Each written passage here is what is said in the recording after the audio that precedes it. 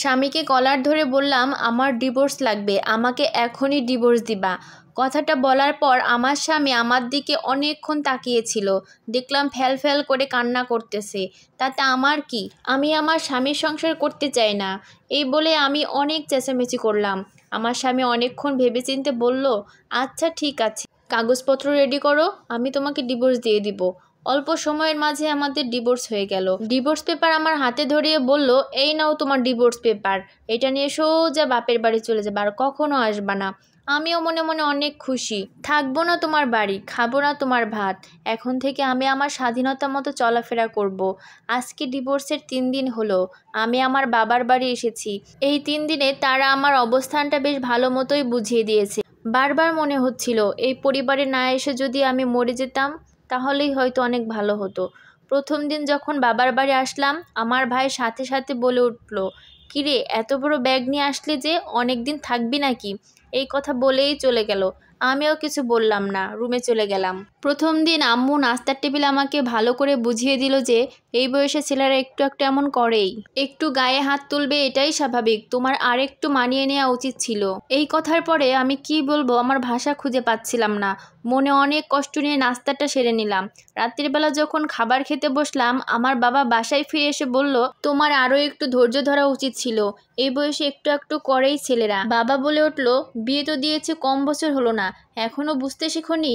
তোমার তো বোঝা উচিত ছিল, এরকম বড় ব্যাগ নিয়ে যদি বাবার বাড়িতে পড়ে থাকো তাহলে আশেপাশের মানুষ কি বলবে? বাবার মুখে এই কথাটা শোনার পর রাতের খাবার আমার আর গলা দিয়ে নামতেছিল না। আমি জানতাম প্রতিটা বাবাই তার মেয়েকে একদম আগলে রাখে, কিন্তু আমার বাবা যখন রাতে মায়ের কাছে শুনতে পারলো আমি ডিভোর্স দিয়ে একেবারে চলে এসেছি বড় ব্যাগ নিয়ে, সবকিছু নিয়ে, তখন আমার বাবার চেহারাটা একদমই বদলে গেল। সে একদমই পর হয়ে গেল। তাদের চোখে মুখে একটাই কথা, এই জন্য উটকো একটা ঝামেলা তাদের ঘাড়ে এসে পড়েছে। বাইরের মানুষের কাছে মুখ দেখাবে কিভাবে? আমার শ্বশুরবাড়ির লোকেরা যে কি পরিমাণ অত্যাচার করেছে, আমার স্বামী দিনে রাতে কত অপমান করেছে, কত খোঁটা দিয়েছে, কত গায়ে হাত তুলেছে, এগুলো তাদের চোখে পড়লো না, আমার আঘাতগুলো দেখতে পেল না। মাঝে মাঝে ভাই এসে বলে, কি রে আপু, তুই কতদিন এখানে থাকবি?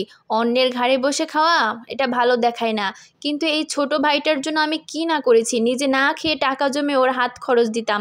এমনকি ওর চাকরিটাও যখন আটকে গেছিলো, আমি আমার স্বর্ণের চেইনটা বিক্রি করে ওর চাকরি দিয়েছিলাম যাতে ওর চাকরিটা হয়। সেই ভাইয়ের মুখে এমন কথা শুনে আমার আর বেঁচে থাকার ইচ্ছেটা একদমই ছিল না। স্বামীকে ডিভোর্স দিয়ে এসেছে 1 সপ্তাহের বেশি হতে যাচ্ছে। এর মাঝে নিজের ফোন থেকে 2-1 বার স্বামীকে ফোনও দিয়েছিলাম। ভেবেছিলাম আমার কল দেখে হয়তোবা ব্যাক করবে, কিন্তু না, কোনো রকম সে আমাকে কল করলো না। মাঝে মাঝে আমি টেক্সটও করতাম, সেটাও ইগনোর করতো। এরপর শুরু হলো আমার নাম্বার থেকে একটার পর একটা কল দেয়া। তারপর পাশের বাড়ির থেকে ফোন নিয়ে একটার পর একটা কল দিতাম, কিন্তু তাও সে ধরতো না। নতুন সিম কিনেও অনেক ফোন দিয়েছি, কিন্তু কোনো রেসপন্স পেতাম না। জানেন আপু, আমি যদি আমার স্বামীর ঘরে একবার যেতে পারতাম, তার ঘরে যদি একবার তৃপ্তি করে ভাত খেতে পারতাম, আমি দুনিয়াতে জান্নাতের স্বাদ পেয়ে যেতাম। এটা ছিল একটা আপুর জীবন থেকে নেওয়া। আশা করছি সবাই এই গল্প থেকে কিছু হলেও শিক্ষা পাবেন। ধন্যবাদ সবাইকে, আল্লাহ হাফেজ।